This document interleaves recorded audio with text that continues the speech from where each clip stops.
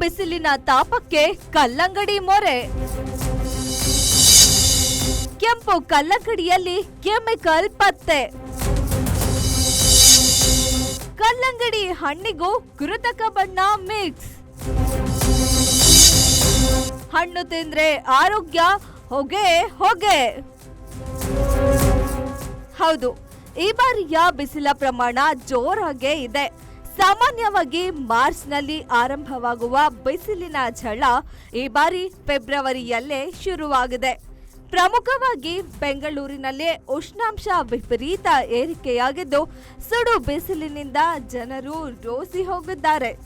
ಹೀಗಾಗಿ ದಾಹ ತೀರಿಸಿಕೊಳ್ಳಲು ಜನ ಕಲ್ಲಂಗಡಿ ಮೊರೆ ಹೋಗಿದ್ದು ಕಲ್ಲಂಗಡಿಗೆ ಡಿಮ್ಯಾಂಡ್ ಹೆಚ್ಚಾಗಿದೆ.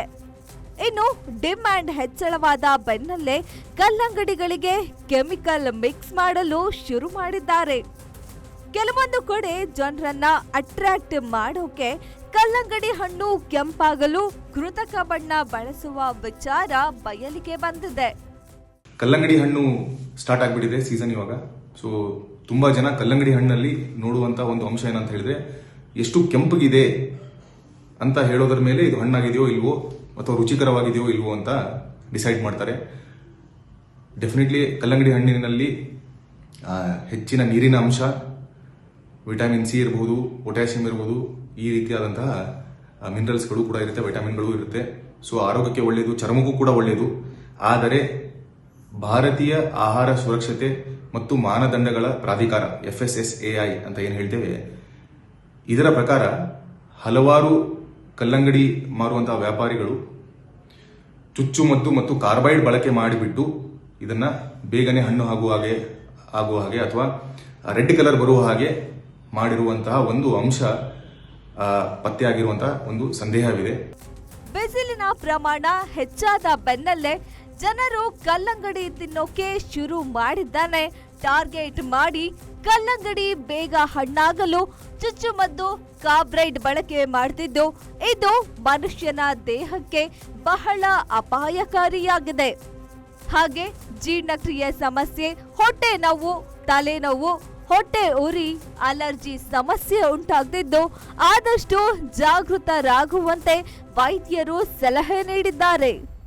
ಒಂದು ಕಲ್ಲಂಗಡಿಯ ಪೀಸನ್ನ ತಗೊಂಡ್ಬಿಟ್ಟು ಯಾವ ಕಲ್ಲಂಗಡಿನ ತಗೋತಾ ಇದ್ದಾರೆ ಅದರಿಂದ ಒಂದು ಪೀಸನ್ನ ಅವರಿಗೆ ಕತ್ತರಿಸಿ ಕೊಡ್ಲಿಕ್ಕೆ ಹೇಳ್ಬಿಟ್ಟು ಅಂಗಡಿಯವರಿಗೆ ಒಂದು ಕ್ಲೀನ್ ಆಗಿರುವಂತಹ ಟಿಶ್ಯೂ ಪೇಪರ್ ಅಥವಾ ಕಾಟನ್ ಕರ್ಚೀಫ್ನಿಂದ ಅದನ್ನ ನೀಟಾಗಿ ವೈಪ್ ಮಾಡಿ ಒಳಗಡೆ ಭಾಗ, ಕೆಂಪು ಭಾಗ, ಅದೇನಾದರೂ ಅಲ್ಲಿ ಬಣ್ಣ ಬಿಡೋದಕ್ಕೆ ಶುರು ಆಯಿತು ಅಂತ ಹೇಳಿದ್ರೆ ಅಲ್ಲಿ ಏನೋ ರಾಸಾಯನಿಕ ಬಣ್ಣ ಇದೆ, ಕೃತಕ ರಾಸಾಯನಿಕ ಬಣ್ಣ ಇದೆ ಅಂತ ಪತ್ತೆಯಾಗುವ ಒಂದು ಅಂಶ ಏನಿದೆ FSSAI ಒಂದು ವಿಡಿಯೋ ಮೂಲಕ ಬಿಡುಗಡೆ ಮಾಡಿದ್ದಾರೆ. ಅದು ಆಗ್ಲಿಲ್ಲ ಅಂತ ಹೇಳಿದ್ರೆ ಆ ಕಲ್ಲಂಗಡಿನ ನೀವು ಖಂಡಿತವಾಗ್ಲೂ ಸೇವನೆ ಮಾಡಬಹುದು. ಅದರಿಂದ ಆರೋಗ್ಯಕ್ಕೆ ಸಂಬಂಧಪಟ್ಟಂತ ಎಲ್ಲ ಬೆನಿಫಿಟ್ಸ್ ಗಳನ್ನ ತಗೊಳ್ಬಹುದು. ಅದೇನಾದ್ರೂ ಕೆಂಪು ಆಯ್ತು ಅಂತ ಹೇಳಿದ್ರೆ ಅದನ್ನ ಖಂಡಿತವಾಗ್ಲೂ ನೀವು ಸೇವನೆ ಮಾಡ್ಲಿಕ್ಕೆ ಹೋಗಬೇಡಿ. ಒಟ್ನಲ್ಲಿ ಬಿಸಿಲಿನ ಝಳ ಜೋರಾಗಿದ್ದು ಜನರು ತತ್ತರಿಸಿ ಹೋಗಿರೋದಂತೂ ನಿಜ. ಮುಂದಿನ ದಿನಗಳಲ್ಲಿ ಬಿಸಿಲು ಮತ್ತಷ್ಟು ಹೆಚ್ಚಾಗುವ ಸಾಧ್ಯತೆ ಇದ್ದು ಆದಷ್ಟು ಆರೋಗ್ಯಕರವಾದ ಆಹಾರ ತಿನ್ನೋದು ಒಳ್ಳೆಯದು ಅಂದಿದ್ದಾರೆ ವೈದ್ಯರು. ಚರಣ್ ಮೂಡಬಿದ್ರೆ.